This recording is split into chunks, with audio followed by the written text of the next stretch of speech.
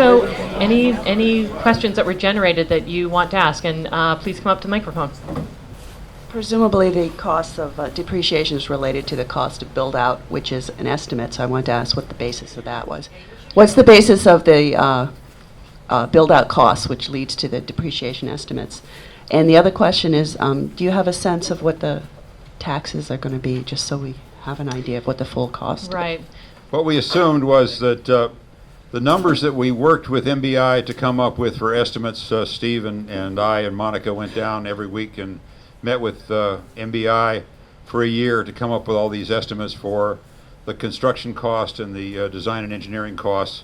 We did that so that we were extremely conservative, and we were putting out what we hoped would be not to exceed numbers, and we built in quite a bit of extra money in there to make sure that they were not to exceed, because we knew that everybody couldn't go back to their town. That would be political suicide to go back and say, oh, we need another 100,000. So we tried to be extremely conservative on the cost of the construction. So as far as the depreciation reserve is concerned, the basis for that is the estimated cost of construction that MBI and WiredWest came up with. We use that as the basis.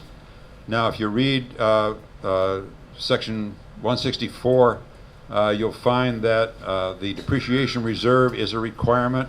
It's a 3% depreciation reserve that's required per year. But there is an exception to what you have to count as the basis for that depreciation reserves. The only thing that needs to be calculated in that depreciation reserve as the basis are those things that have to be replaced. So the example they give in the law is that if you have a waterway that you built, you don't have to replace that. It's not going to go away. So you don't add that to your basis for your depreciation reserves. What's true with a fiber network is that once you have the licenses to be on the poles, you don't have to pay make ready costs anymore, because you already have the right to be on the pole. Typically, make ready work runs about 35% of the total construction cost. You don't need to do the design engineers on the professional services side, because you're just replacing fiber that's on the pole if it breaks. If you have electronics in the huts, you may want to do a little research and come up with the latest and greatest when you replace it in 7 to 10 years or whatever the lifespan happens to be on that equipment.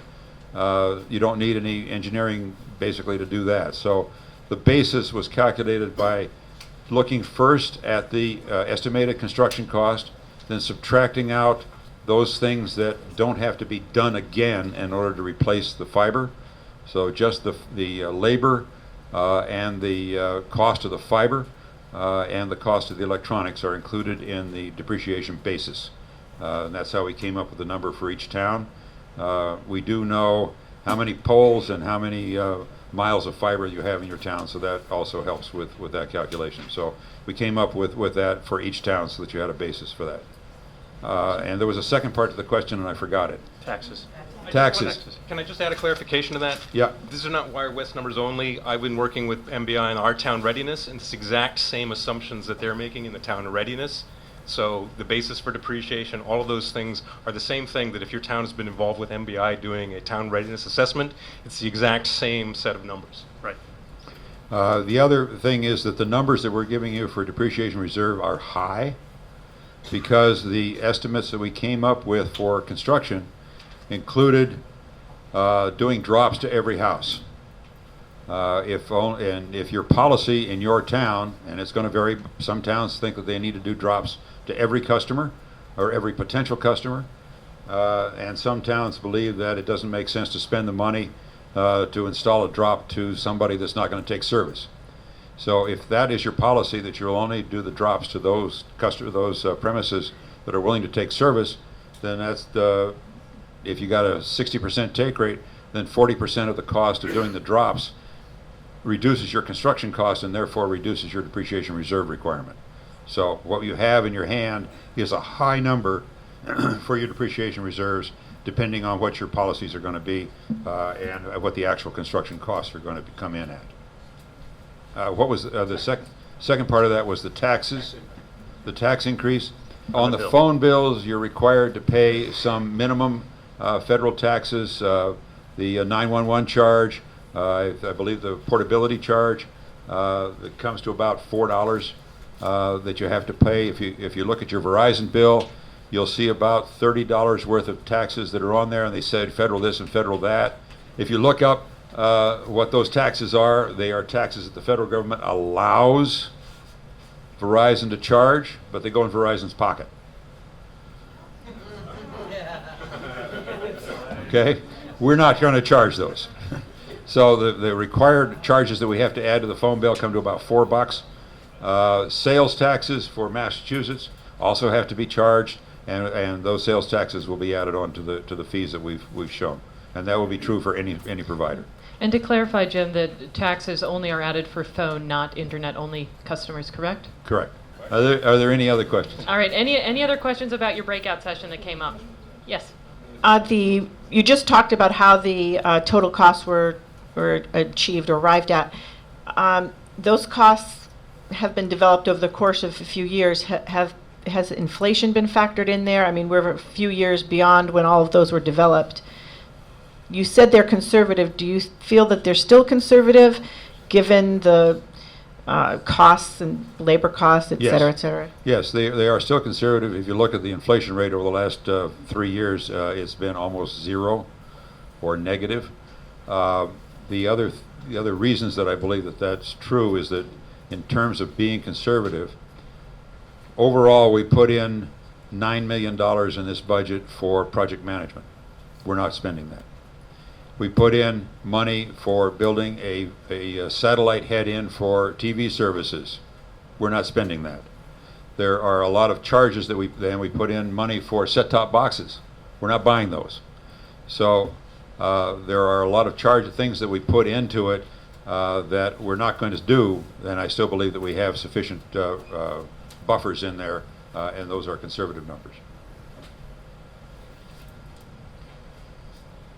This might be very difficult to identify, but a while ago when we had the WiredWest model, it wasn't necessarily universally adopted or accepted. I think, for example, MBI challenged as some of the aspects of it, whether it was accurate in all regards.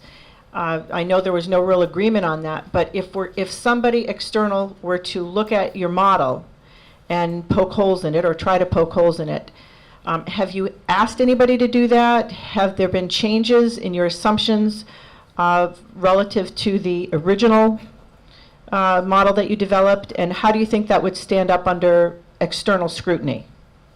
The significant change is we don't own it, and we're not building a company. We're outsourcing everything. So all of the services are being paid for and run and operated by one of the two companies I mentioned. So they've given us a wholesale price per subscriber that covers all of those expenses. The only expenses that we will take out of WiredWest will take out of the fees for the towns is that we will pay all of the towns' pole rentals. We will pay all of the towns' pole bond fees. We will pay all of the towns' outside plant insurance. Okay? All of the rest of the costs of providing service are being provided by one of the two vendors that we decide on. And their prices were not very far apart. So we're going to be having further discussions with them, the executive committee and the full board, and hopefully over the next month or so we'll come to a decision as to which vendor we're going to go with. Jeremy. I just want to add, if I may, a little onto that answer. Part of the question was, have we invited external criticism? And the answer is, in this version of the model, not yet. But because this version of the spreadsheet is about to go up on our website, it's welcome now. And I just spoke to someone in the audience here who could be considered somewhat of an external party, and I invited them to look through that model in detail and poke holes in it, and please tell us if there's mistakes. We would like to hear that external feedback. It's been through a lot of rounds of internal review, but has not yet gone through that external review. So that's and the spreadsheet is on your thumb drive. You're more than welcome to audit it yourself, and I'm available to come visit you, and we'll walk through those numbers and verify them together. So you're hereby invited to poke holes. Yes. The plan looks really practical and doable. When you take the take rate of 40 or 60%, I'm wondering whether or not getting to the 40 to 60% may take some time. Are there issues that we're going to have to deal with between now and when we reach that take rate? Oh, I'll give my favorite answer.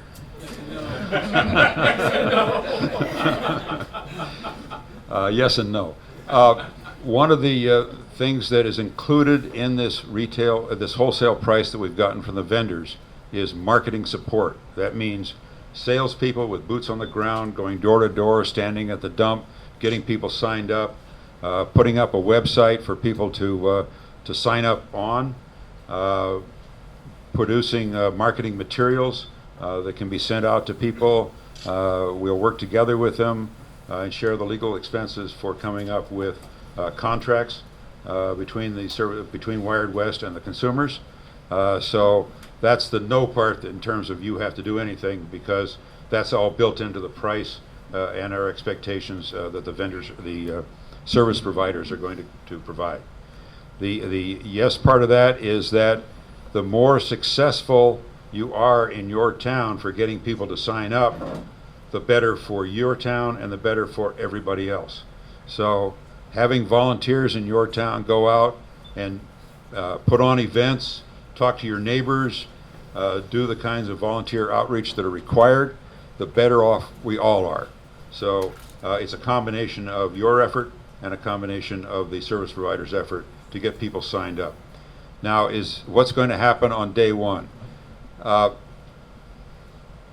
Given that we already have 7,000 people that have sent us $49, I would think that we've got at least that number of people, the 40% mark in most towns, and I think I had a couple towns that were at 60% on that early registration.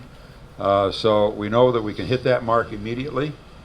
It's a matter of sales. We're going to try to start the sales effort probably 3 months or so before you go live to give people time to get signed up.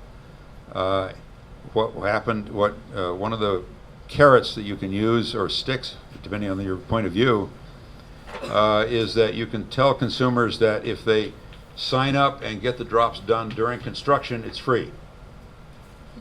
If they wait until all the construction trucks have gone and they call up and say, "Oh, by the way, I want service," you can tell them that, well, we got to call in a truck, we got to get a crew, we got to, it's an extra expense, so it'll cost you $1,000. So that's a pretty good stick to get people convinced that they should take service now and get hooked up for free.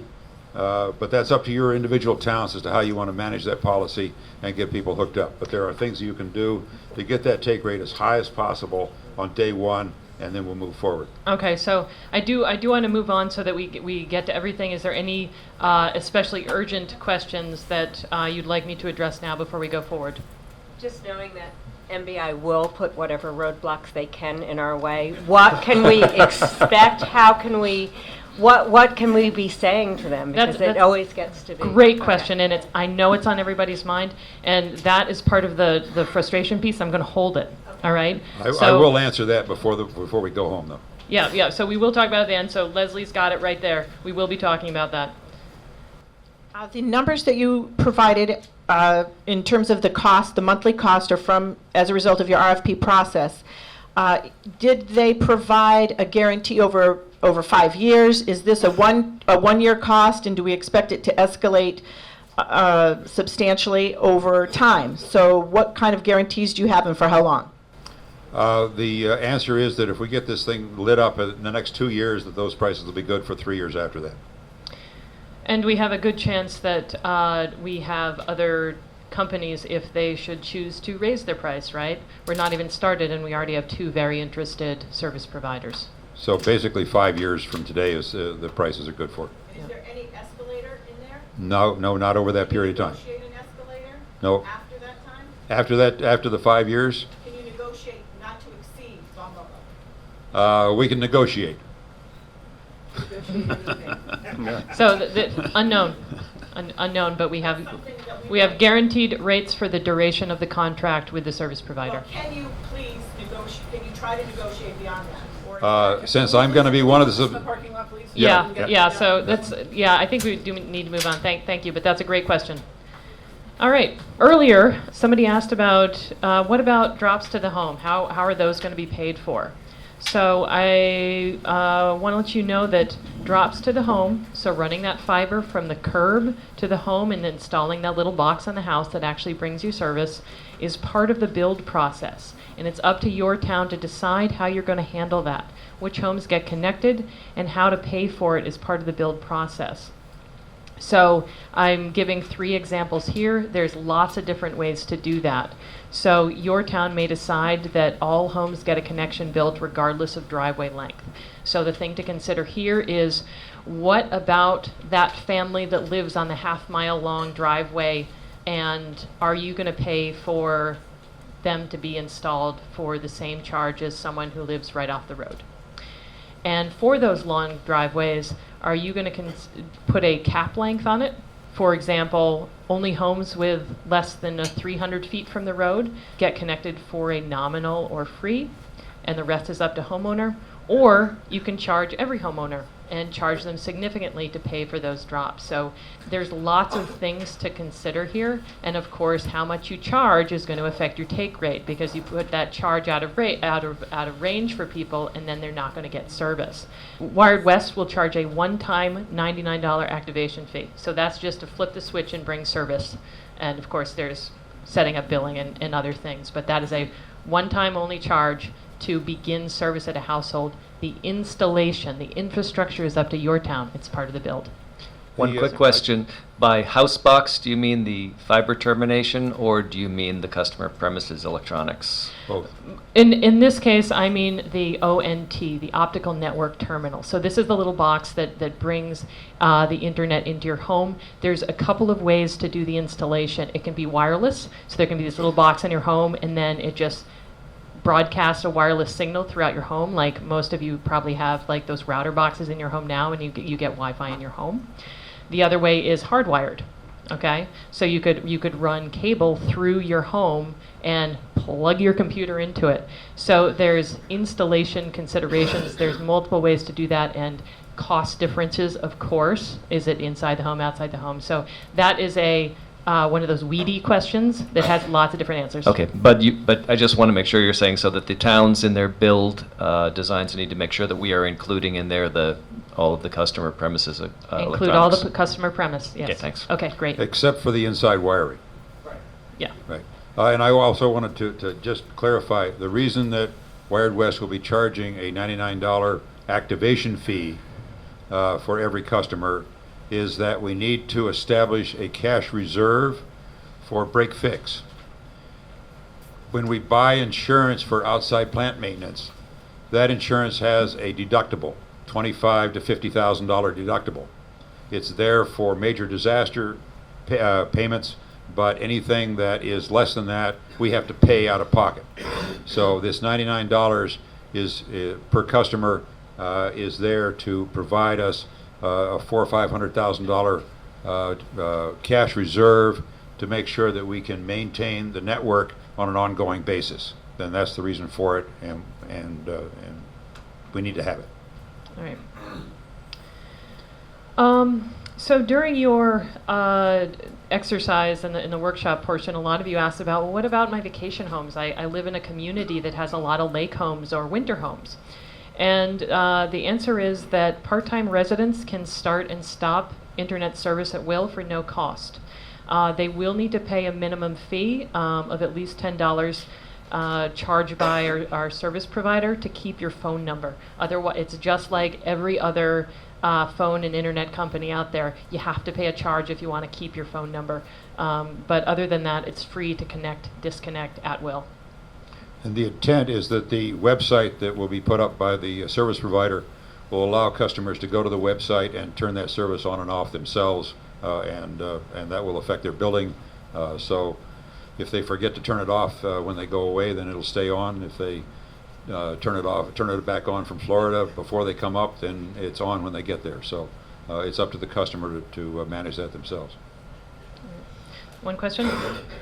No, just a clarifying point. Some people asked about the part-time residents. When you get to the detailed spreadsheets, which are on the thumb drives and which are in the will be posted online, the part-time residents in town were counted at 7/12, which is our best guess at the average utilization rate of the non-residents. Some people are going to take service just a few months out of the year if they want it when they're here in the summer, for example. Other people are going to leave it on all the time. Some people are going to take it seasonally. And so the seasonally adjusted household count in your town consists of all of the full-time residents plus 7/12 of the part-time residents. If you don't like that calculation, you can change it in your copy of the spreadsheet to some other fraction of 12. Okay, great. So now I'm gonna move into our frequently asked questions, and in your packets that you got, you'll find all of these and a summary answer for each one. So I'm just gonna run down them all. So when will you actually get broadband? So like I mentioned before, we'll talk about this in just a little bit, but typically the whole process to build is 2 to 3 years, and it is dependent on the MBI and your town. All right. I think I answered this question earlier. If everyone is building their own network, how does it all work together?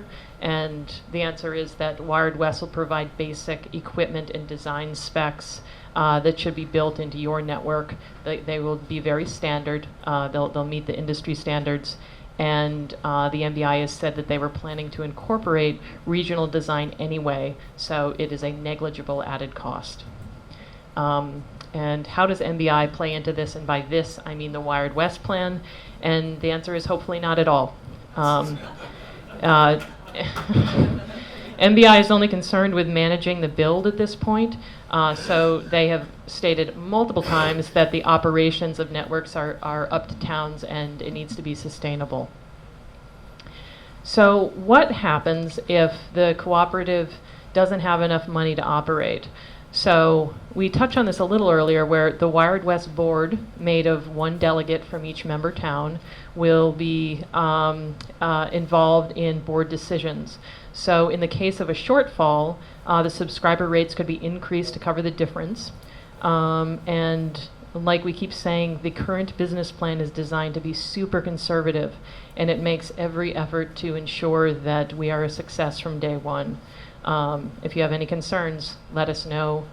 Go into those spreadsheets, poke holes, and give us your concerns. So what if the opposite happens and that the cooperative has more than enough money? In that case, that same group of delegates will decide how to use the excess. The first priority would be accumulating reserves sufficient to handle emergencies like ice storms, and then excess funds could be returned to the towns. I did? Oh, do we have to vote again at town meeting? I'm going to parking lot this one. Leslie, sorry to make you run there. We're going to come back to this one because there's some more considerations that I want to talk about. So how many years does a town have to commit to WiredWest? 5. Simple answer. After that, if you have a better offer, if you have somebody who will provide all the services, or you want to do it yourself, you can leave and go if it's better for your town. Remember, you own all your infrastructure, so there's no transfer of anything that needs to happen for that. Rates are guaranteed for 3 years from the vendor. We talked about that question a little bit earlier. That is 3 years from start of service, from activation. Who controls the subscriber rates? So again, the WiredWest board, made of delegates from each of your towns, controls the rates that are charged, and they are determined solely by how much contracted vendors are charging to deliver all those services, combined with other operation expenses. We answered this one earlier. How many towns need to sign on? We can do it with as few as 5, but it does depend on which towns those are. What happens if there's a major ice storm or other weather event that causes massive system-wide damage? So in the case of a large ice storm that damages part of the network, crews would be immediately sent out to make repairs. like I mentioned earlier, the ring structure means that service could be rerouted instantly in many situations, so service would remain operable even if there's breakages. And payment for the repairs would either be paid for by the operations reserves, or in the case of large storms, paid for by the insurance retained specifically for that purpose. It's kind of like when you get an fender bender in your car and you decide, well, should I use my insurance for this or should I just pay out of pocket? Same deal, but you don't have to worry about that. It's included in the operations fees. One of the benefits of the regional model is that a weather event is unlikely to cause a financial emergency because the risk is spread out between all the member towns. So, for example, in my town, say we get a huge ice storm, that would be a big deal because it would be all on our town to fix it, make it right, figure out how and if we're going to use our insurance or not. And the risk is spread out when we're all part of the same network, insured under the same umbrella. Jeremy? Fiber optic cable is actually incredibly strong, and I have two quick anecdotes. One of them was told to me by one of the vendors. He said a plane hit the fiber optic cable owned by his company alongside of I-91, and the poles came down.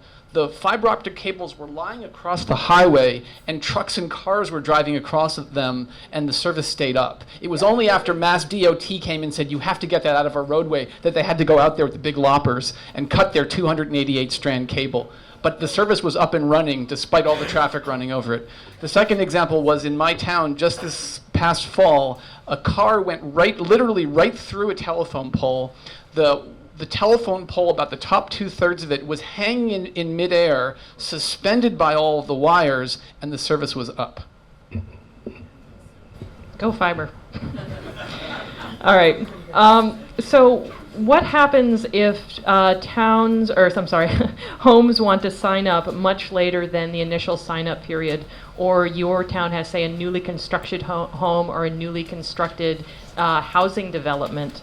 And the answer to this is that this is determined by your town policy because it relates to the network build and ownership. This is an infrastructure that's happening within your town borders. You get to decide how to handle it. So you could do something similar to what phone companies do and say, oh, you just built a home and you want phone service? Great, it's $1,500 to connect, okay? Or it's $200 to connect. You get to decide that. I want to point out some of the things that you can find on your drive that we haven't talked about yet. So one thing that you'll find here is a spreadsheet, and I know that everybody here is faced with lots of options right now about, well, how are we going to get this built, and do we go with a private solution, which of course would take you out of this WiredWest operations. But this is a tool to assist you in how to compare your choices. It lists things like overall cost, town contribution, MBI contribution, who controls the rates, who manages. So if you list out all those questions and options side by side, it can help you manage the information that's coming at you. So we're offering this just as a tool, and again, you'll find it on your drive for your town leadership. You also have a town summary document showing which towns received which MBI RFP proposals, and a summary spreadsheet of all the costs for those. So this is unrelated to WiredWest. I'm pointing them out. They're just tools we're giving to you to help, okay? What else is on the drive? When you open that drive, the first thing you'll see is a table of contents document. It's a PDF document. It says, README, table of contents. It literally says README. So this is a list of what is on there. So start with that because there is a lot of information there. So this is your guide to everything on your drive.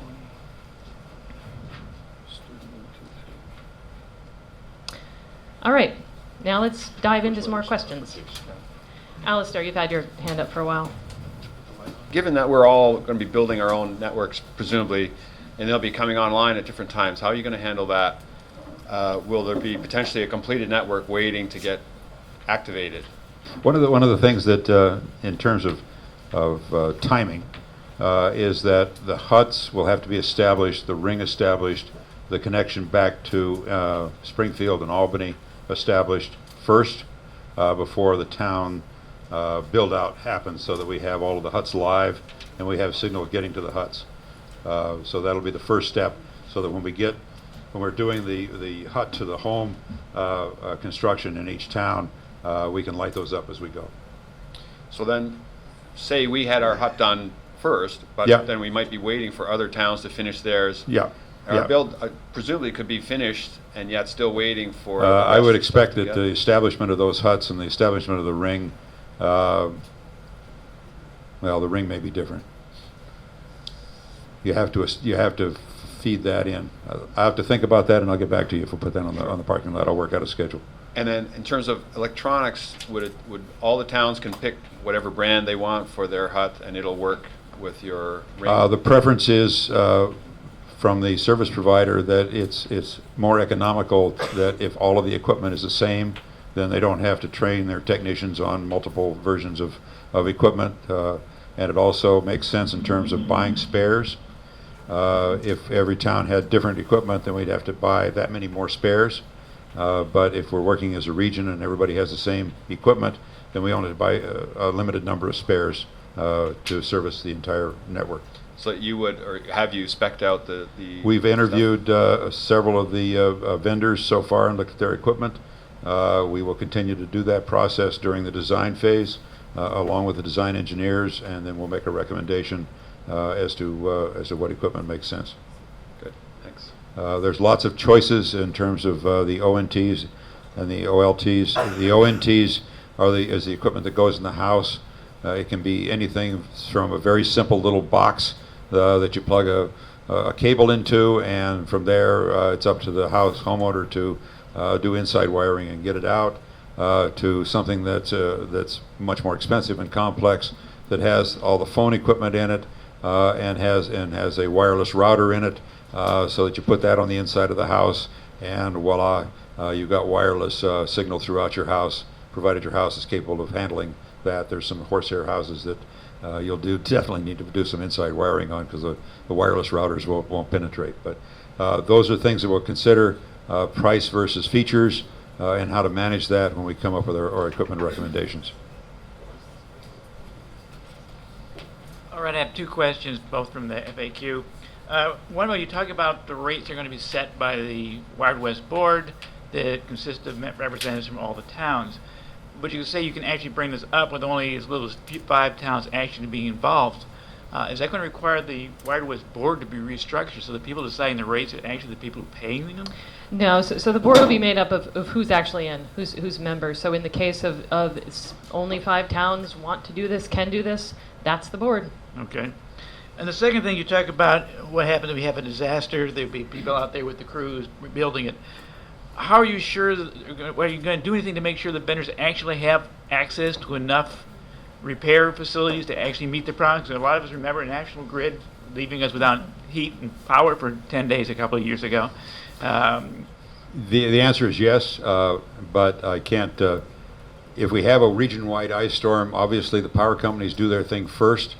So if the cable is down, we can't put it back up on the poles until the power company clears an area. With working with both of these companies, Westfield Gas and Electric, and with OT&T out of with Granby locally, they have their own fleet of bucket trucks and technicians in-house that are capable of doing this. If you have a regional disaster, we'll need to have contingency agreements with other companies that are located in a different geographic area of the country.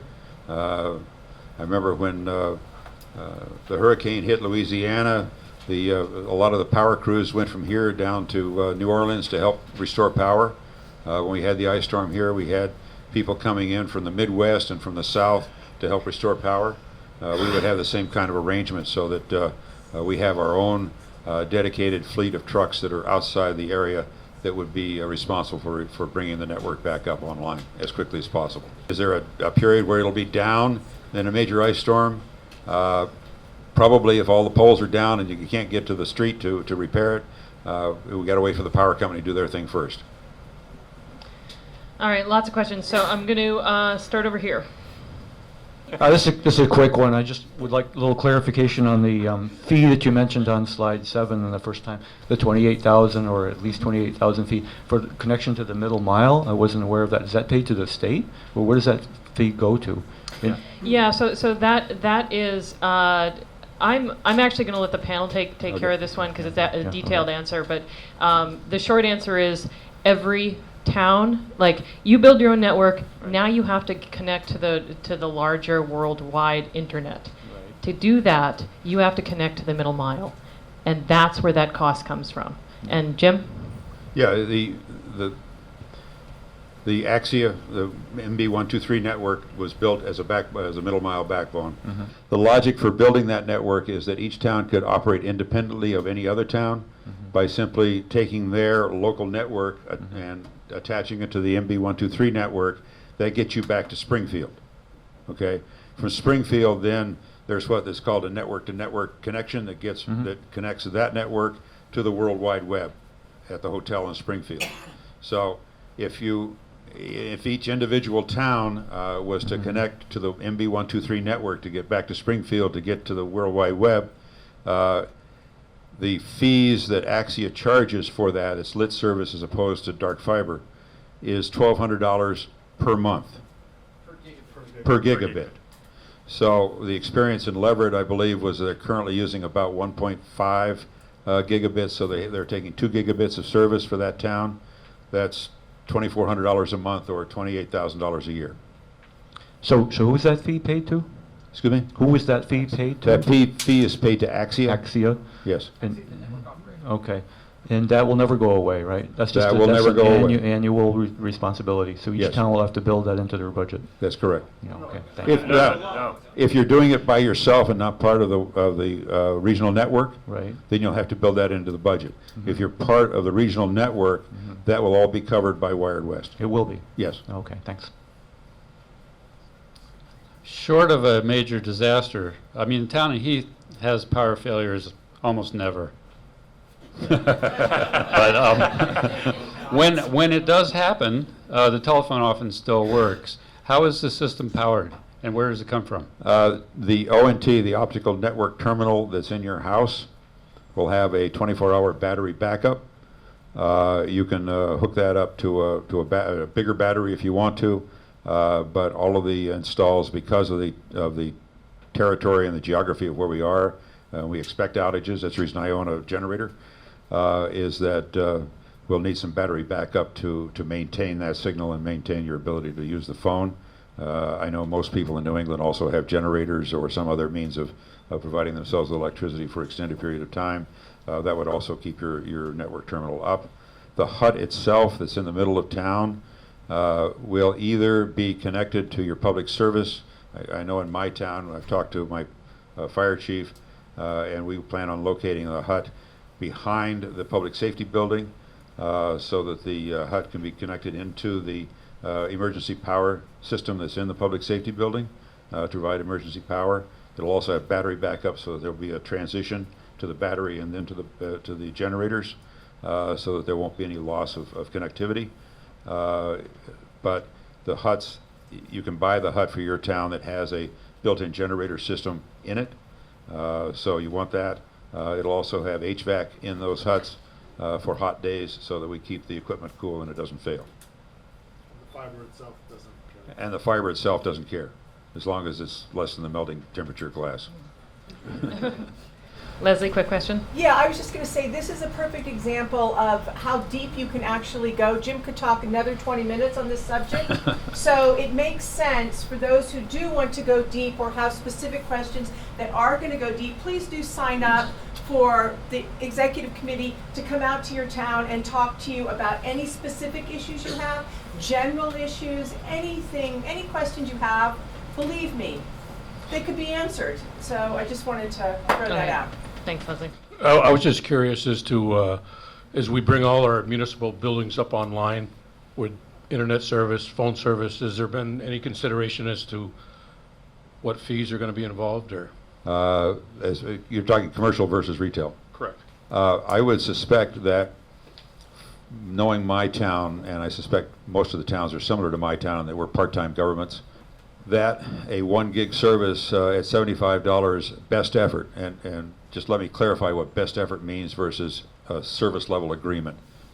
Best effort means that you provide a gig to, or 2 gigs of service to a group of homes, and that gets interleaved. Everybody sucks on that, if you will, but they don't all have a dedicated gig to their house.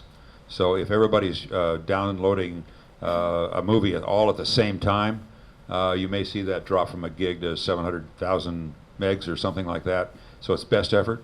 For business class services, those are service level agreements. And in that case, we buy 1 gig from the World Wide Web. We run a circuit to that business, and that business gets 1 gig all the time. That service is very expensive because you're paying for that gig yourself. When you're spreading that gig over a lot of customers that are using it interleaved, it's much less expensive. So I would expect for all the town halls, et cetera, that they would take the best effort service at the retail rates. They don't need that dedicated expense. Thank you. Thank you for your presentation today. It was very well organized. Versus the presentation we had yesterday, but there was one, by the Office of the Inspector General and the Attorney General's office. The presentation was great. It was organized by MBI, and they didn't quite have the context for that, so it made it very difficult. However, they did outline state statutes and procurement rules, et cetera. And is there any potential that WiredWest could run afoul of those statutes, in that your attorneys had different interpretations of the statutes than the actual people who make the statutes or enforce the statutes? Or I don't know about enforce, but interpret anyway the statutes. And so is there any chance that you would run afoul of that? And that might produce lawsuits by vendors who are not selected. And if so, would that suspend the time frame? Would that impact the time frame of the whole operations? It will not impact the time frame. It will not impact the service providers. The key question that she's speaking of, for those that weren't present yesterday, was whether or not an MLP is exempt from 30B. And if you read paragraph 14 of 30B, it says that it refers to sections 55 and 56 of chapter 164 that require a town MLP to be governed by a municipal light board or a municipal light commission. So if your MLP is not governed by one of those two, your MLP is not exempt from 30B. Okay, that's their interpretation, and that's fine. In order to get an MLP board, your town meeting would have to create an MLP board, and then there would have to be a town ballot to elect 3 to 5 members to that MLP board. Is it worthwhile doing? In my opinion, no. For a small town running only telecommunications. If you were running gas and electric, and you had a lot of decisions to be made, you would want to politically segue off to an independent commission so that their roles and responsibilities were to the ratepayers and to the MLP, and the select board's responsibilities is the political running of the town. And that's the reason, the only reason for separating those two entities is duties and responsibilities, and which one are these, which interest are they serving. That's the dispute. The town of Alfred was very upset about that because they had acted on advice of their attorneys, and it turns out that they were not informed as the IG's office thought they should be informed. The WiredWest is a municipal light plant co-op. As such, we have a corporate status. We had to file papers to become a corporation as well as a public entity. So our rules and regulations regarding 30B are significantly different than what a town MLP is required to do, and there are no issues there that I'm aware of. I did meet with the IG and the AG after the meeting yesterday, and they referred me to their supervisors, and I have phone numbers and names, and I will be pursuing that to clarify that for everybody as to what their opinion is going forward and how that can be addressed. And I'll let you know what the results of that are. Yep. There's also an extensive a specific MLP FAQ separate from the more general FAQ you have on your drive. It is it will put you to sleep. Next. First off, I want to thank you for a really great presentation, well put together, well organized. You guys did a great job on this. Second, for those who don't know me, I'm from Holly, and there's no way we can afford to do fiber. The question I have is, do either of the vendors that you have spoken with deal with operating wireless systems? Neither of them do. However, I could envision, and this is pure speculation on my part, and I haven't talked to anybody yet, is that since we have two service providers who are providing service on a per sub basis, that we could negotiate a contract with them to provide the internet and phone service for those that are running wireless systems. But we'd have to seek another vendor, and we certainly could help you with that effort. Or MBI, I think, is trying to help you with that effort to find a vendor who would be capable of maintaining your wireless network. But we'd be more than happy to talk to you about providing services on that network. Great. The big killer for us has always been the operating cost, because we have so few people. No matter what our system is, the operating costs are going to kill our subscribers. Right. So if we can blend some of that, maybe we can help each other out with number of subscribers and costs and spreading risk. My question is in regards to the two companies from the RFP. Yes. Are they going to cover all 27 towns, or yes, are they going to be selective? Yes, they would cover all 40 towns if all 40 towns is decided. I know with some of the proposals from the MBI that they didn't cover all the towns. Correct. So.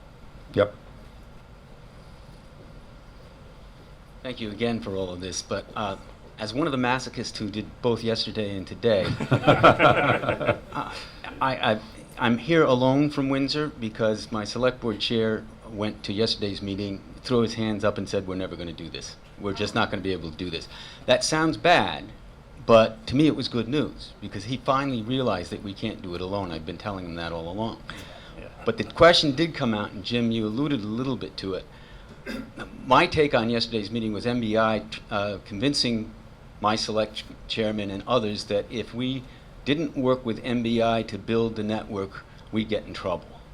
I don't know whether that's the case or not, but could you, and this may have to go on the parking lot, could you briefly tell us how much of that invitations to bid, RFPs or not, would be done by WiredWest for us? Would you be preparing the specs so we don't have to worry about that and the descriptors and all that kind of stuff, which we don't have the expertise to do, and feeding us, and we would do the invitations, or would WiredWest be doing the whole bidding process for us? Let me put that on the parking lot, and I will answer that in about 10 minutes. Okay, thank you. So this plan depends on a certain number of towns being members and kind of like the right towns being members. Yes. So at some point, the towns have to decide, are they in or are they out? Yes. So where, on a timeline, like when is that decision going to have to be made? When is a town going to have to decide whether they're in or out? We have a draft MOU. MOU, is that right? Huh? The resolution. A resolution that we've prepared. Is it on the thumb drive? No. Okay, we'll be sending that out. Basically, it says it's a memorandum of understanding or a resolution that says yes, we want to work with MBI or with WiredWest for this regional network. We'll need to know who's in and who's out, obviously, in order to move plans forward. If we can get the design and engineering started soon, it would make sense to know who's in and who's out before that design and engineering work is started. So that the design and engineering is designing a regional network rather than a single town network.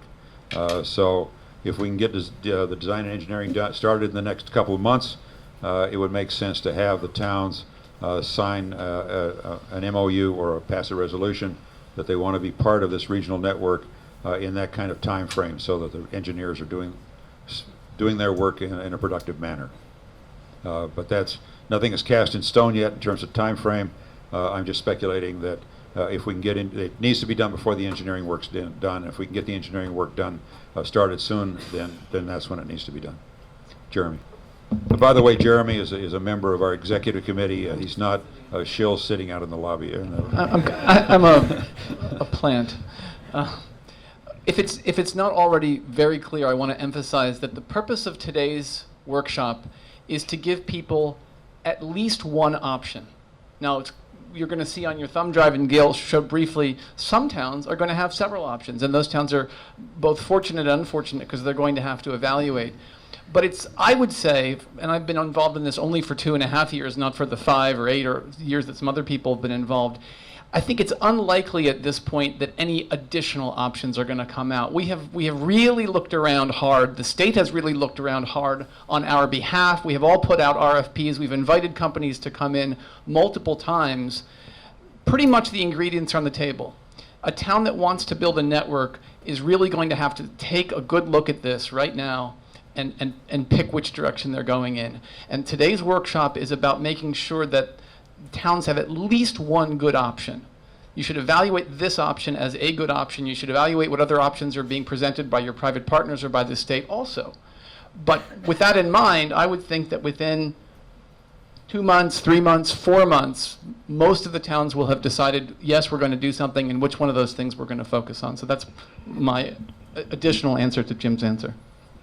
All right, so I'm going to take one more question, and then we are going to move into the parking lot because I want to end on time, and I want to make sure I fulfill my promise to answer everything up there. Okay, this is actually sort of a supplement to Jim's answer and another question about it.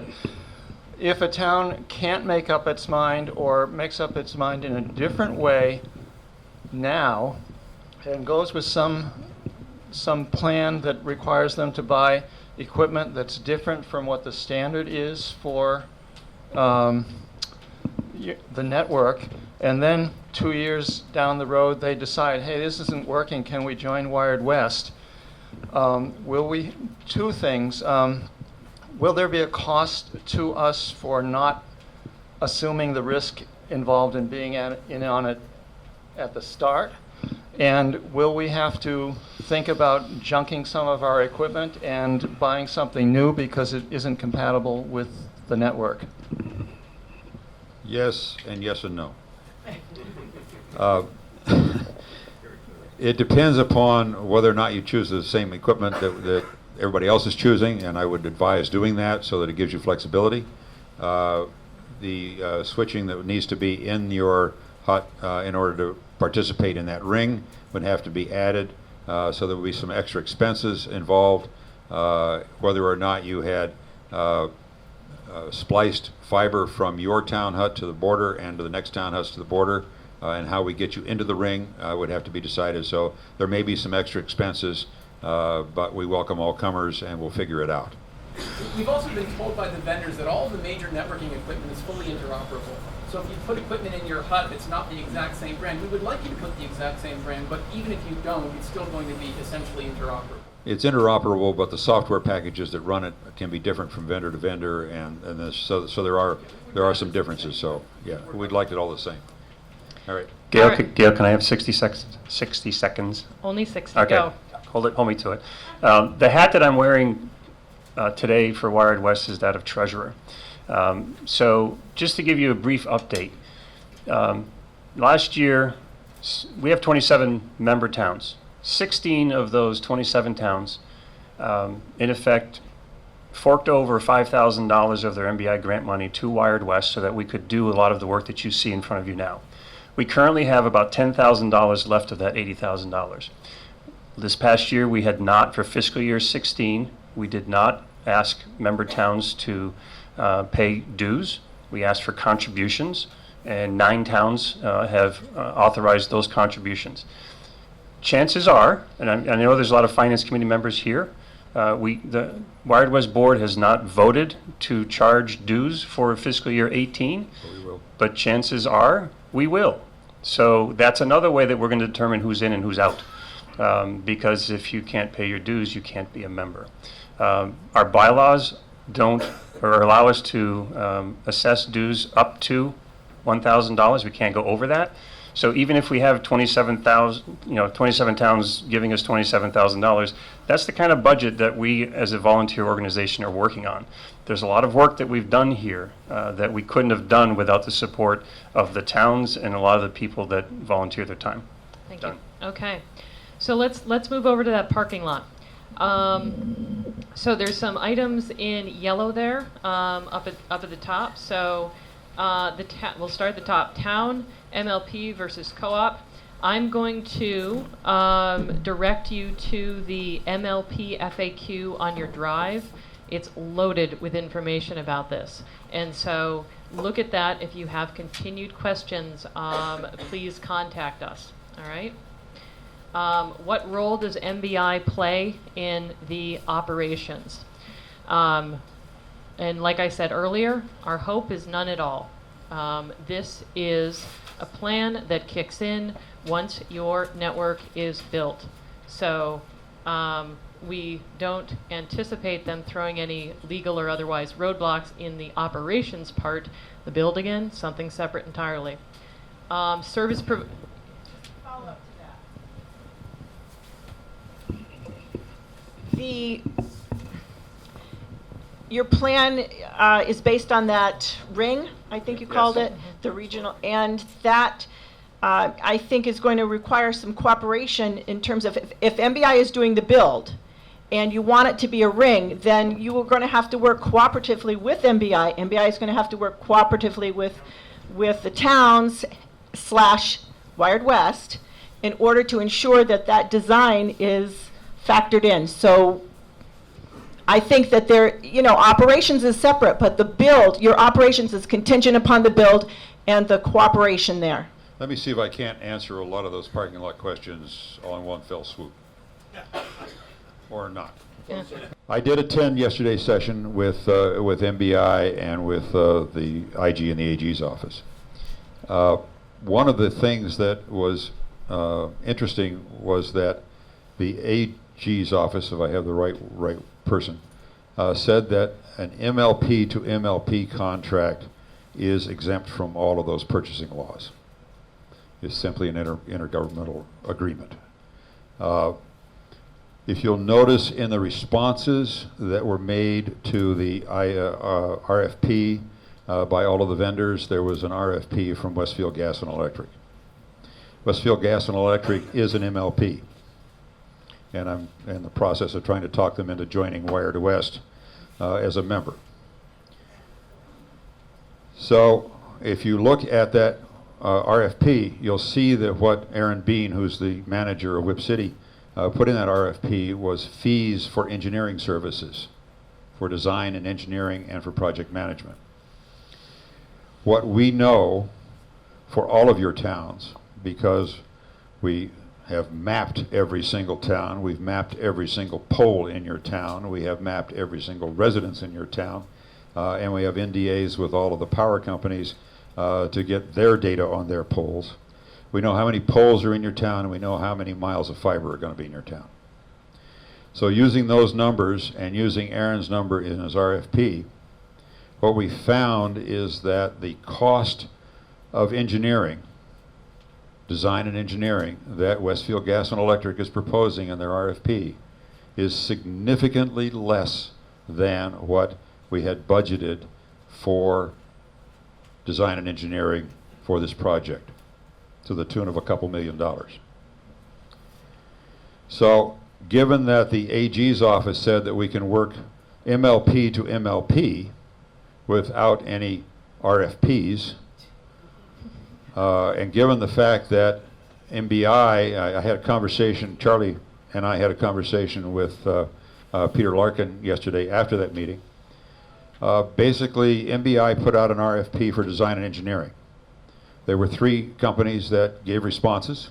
All 3 of those responses were over budget, so none of them qualified. So they don't have a way to move forward on the design and engineering front at this point. So then they put out an RFP for a white knight to come in and spend their money to give us a network.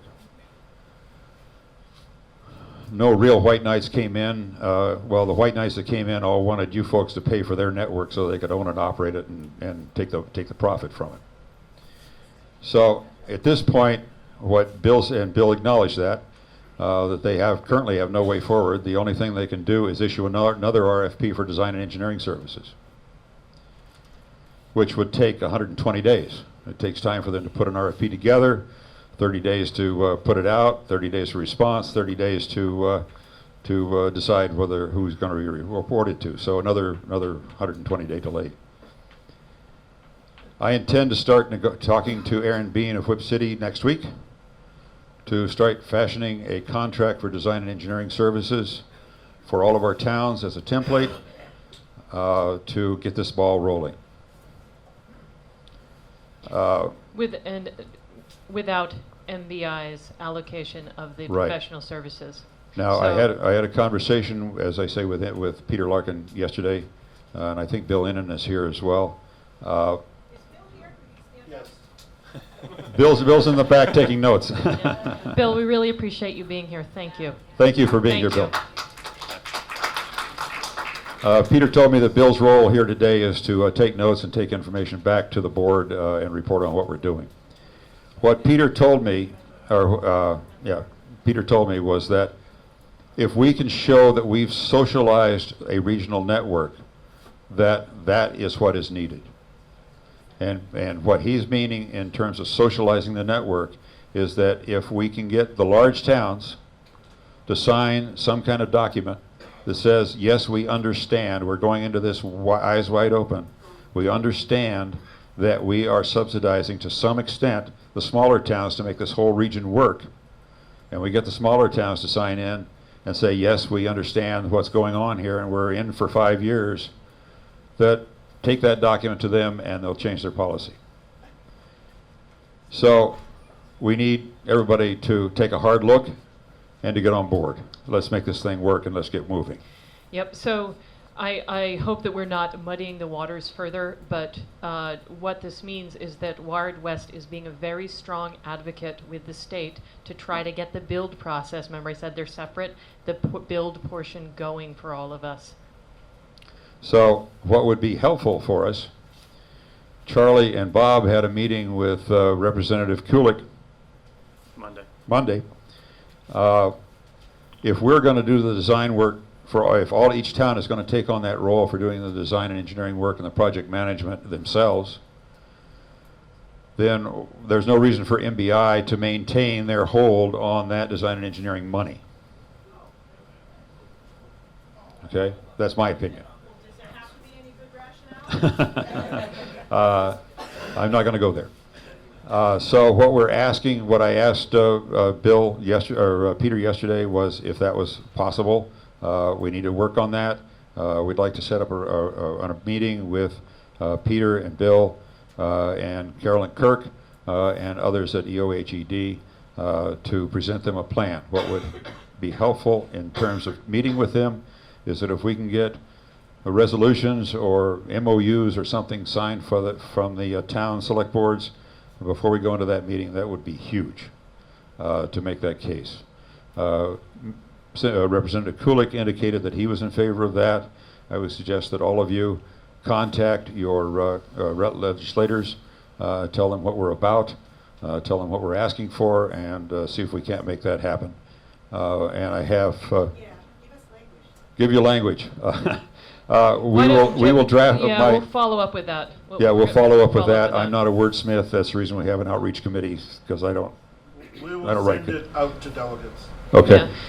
So flow of information. Your source of communication, you being all townspeople, through the WiredWest organization is through your town's delegate. You all have someone who serves on the WiredWest board, so they are your source of information. If you feel like maybe they missed some meetings, they're not informed, you can of course contact us directly, but they are the conduit for WiredWest information for your town. All right? I see Tim with his hand back up there. You want to come with the microphone, Tim? Tim Newman is from New Marlboro. He's our spokesperson for WiredWest. I'll make this very brief. I think this is an exciting possibility. I just would say I think there's one thing we might want to think about. There have been so many changes of policy on the part of MBI that rather than us asking our towns to sign MOUs and taking that to the administration, it's backwards. We should get the administration to agree that under certain conditions, they will accept this proposal so that we can then go to the town leadership and say, and they can make provisos if they want, that under certain conditions, they will agree with this, rather than the towns going through the process of doing it and then having the MBI or the state say no. Right. I just would reverse the order. Right. Well, the problem is we have a chicken and egg situation. Towns want assurance that MBI will sign on, and MBI wants assurance that the towns will sign on. So we'll go both ways, but the MBI, the WiredWest leadership, is going to try to set up a meeting with those that are making policy and have a sit down and see if we can't figure out how to move this project forward. Right. So to tag on to that, the question about do you need to vote again? Does your town need to vote again? If we can get this going and have the state agree to it, the answer is no. You already voted to give that money. If we can get the professional services money out of the out of MBI, then no. Our estimates show that there will be enough money. The two questions up there about service provider negotiation, the answer to that is simply yes. That WiredWest will work on all of our behalf to negotiate the best possible rates with the service providers that we use. And again, your delegate will be part of voting for them. So you have a direct say in who we hire. You'll be able to see all the numbers. And the schedule for lighting up, we are going to table that one extra because that's something that we're going to need to talk to more. So more information to follow on that once we know more about the construction and how that is happening. We realize you don't want to wait, okay? So I know that question was generated from, well, what if my town gets built and then the rest of the rings aren't ready and then are we just sitting there? And so we will find a way to not have that happen and have you light up as towns get built out. But that's going to take some work with the design engineers, those that know how to do networks, figure that out. So it's not going to be an answer that we're going to get to you in short order, but we'll get an answer to you before we start construction. All right. So next steps. What do you need to do next? I'm going to get through the next steps and then take some more questions. All right. And I'm doing this because we promised we'd end at noon, so I want to get through everything, and those of you who need to leave at noon can do so. Research with your finance committee, broadband committee, and select boards the various solutions available to you. We don't want you to just swallow this hook, line, and sinker. We want you to look at the numbers. We want you to dive into those spreadsheets and come back to us with questions. Compare all the solutions you have to bring broadband to your town and assess the risk and benefit of all of those. Review your thumb drives, and again, if you're not the one who gets the thumb drive, it gets lost somehow. It'll all be on the WiredWest website. Problems, concerns, let us know. We want you to put this through its paces and find holes. Find out if there's anything that we missed. If you need to, contact info@wiredwest.net or ask your town's delegate if you want follow-up. And like I said, you can also sign up with Leslie in the back if you'd like us to come out to your town. Commit to signing on with WiredWest as your network operator to be the solution to ongoing operations and sustainability for your town. And we have an upcoming meeting on the 16th of February with MBI. This is their public forum. And you can email Ed Donnelly and say that you want to speak there. The way that they're doing that is you have to register in advance to speak at that meeting. So let him know that, and that information is also on their website. So, speaking of this, the location of that meeting has not yet been announced. It's TBA. The location has not been announced, and the time. Does anyone know it? It's. I believe it's like 11 to 2. Don't quote me on that. It's in the middle of the day sometime. Not going to change the day, are they? I can't speak to that. They have inquired about using the Worthington Town Hall, but they haven't confirmed yet. So to be announced, watch the MBI's website and watch announcements from them for more information. So how can the state support this? One is remove the requirement for each town to prove full sustainably on its own. That doesn't make sense, because that is the whole point of regionalization, is because it's too expensive to do it on our own. We band together, it makes it affordable for everyone. Like we just talked about, release professional service grants to each town. All or part of those, so that we can get this moving. Clarify that each town does not need to connect to the middle mile. Remember when we were talking about how you can save $28,000 a year right off the bat by joining a regional network? Well, they have not been exactly upfront about, well, if you're going to give us state money, does that mean we have to use this expensive connection and pay that $28,000 forever to use the middle mile? So we need clarification that they will allow that not to happen. And cooperation to build each town's network to regional specifications, so that all of this network works together, and build it. Build it or release the money so that we can do it on our own. Thanks. Thank you. And I'm going to take one last question, and then we will wrap it up. Pressure. It's not really a question. I just wanted to say I came into this meeting not knowing what was going to happen and how, but end up feeling extremely hopeful. I'm from Coleraine, which dropped out of WiredWest, but I'm here for information, and I feel that this is right now, I feel like just more optimistic than I have in a long time. Is a path forward here, and particularly with this the design engineering possibility. If we can make a win-win with WiredWest and MBI, I certainly hope that MBI is interested in doing this, because we are all just tired of waiting. Yeah. Thank you. Thanks. So we do have some extra representatives here. So we have Senator Adam Hines. I want to thank you for coming. Thank you so much. We also have Mary Jane Bacon from Senator Rosenberg's office. Thank you, Mary Jane. And of course, Bill Lennon. Bill, be our voice, please.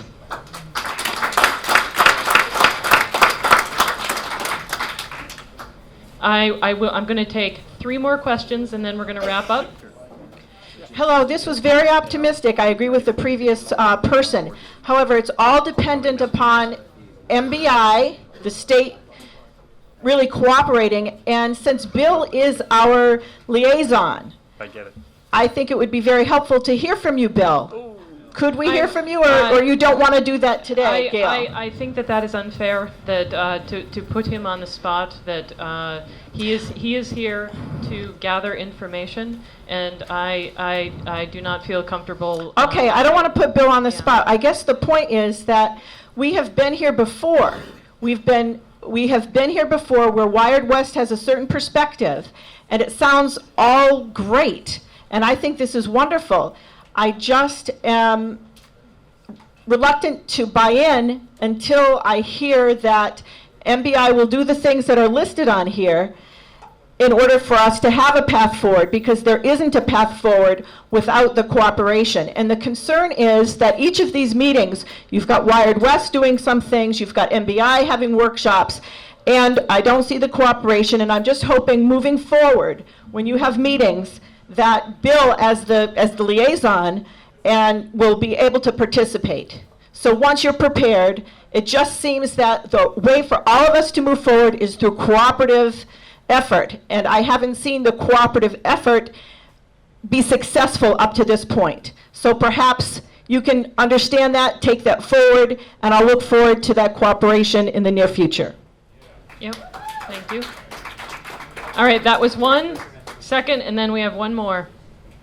I just want to thank the WiredWest people that I came into this 10 years ago just as a citizen complaining about my crappy DSL service.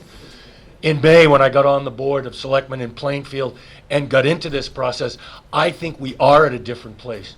You guys have given us real tools that we can take back to our towns. And finally, the classic book about the Hoosick Tunnel is called The Pinprick of Light. You can either interpret that pinprick of light as the locomotive coming to run you down, which is the way it's felt, frankly.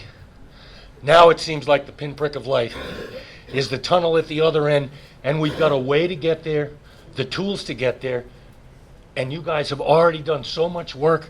I just want to say thank you. Let's hope we can all go forward and do the rest of the work to finally get there. Thank you. We'll try. Yep. And I want to point out that we're already seeing the benefits of regionalization. The reason this is happening is because of regionalization. We are all from different towns. All of that information that you're getting on your drive, all of the research that went into this was the work of probably 50 different volunteers all working together to make this happen. So we are proving that this is viable, and that we certainly have the energy and the dedication to do it. We need the state to back us. I did say 3 questions. I have time for one more. Yes.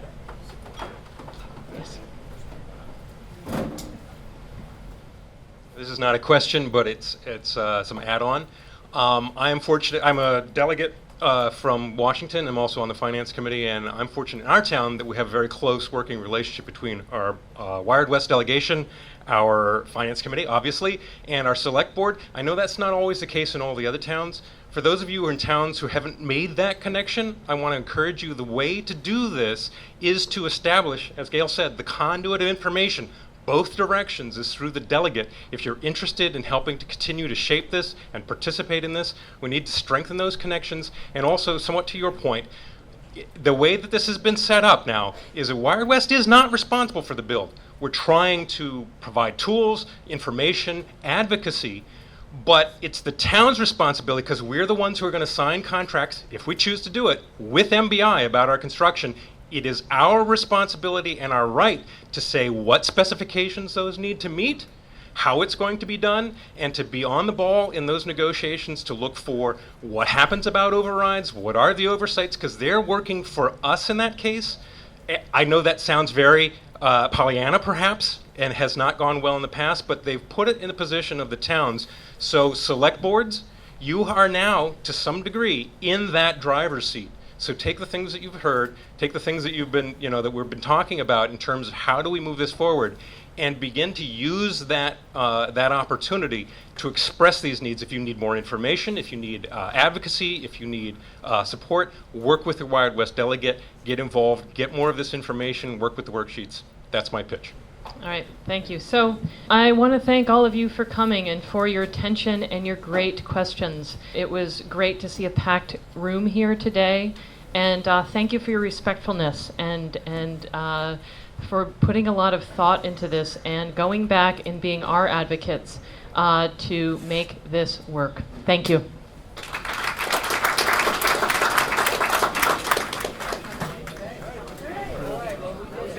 Thank you. Thank you.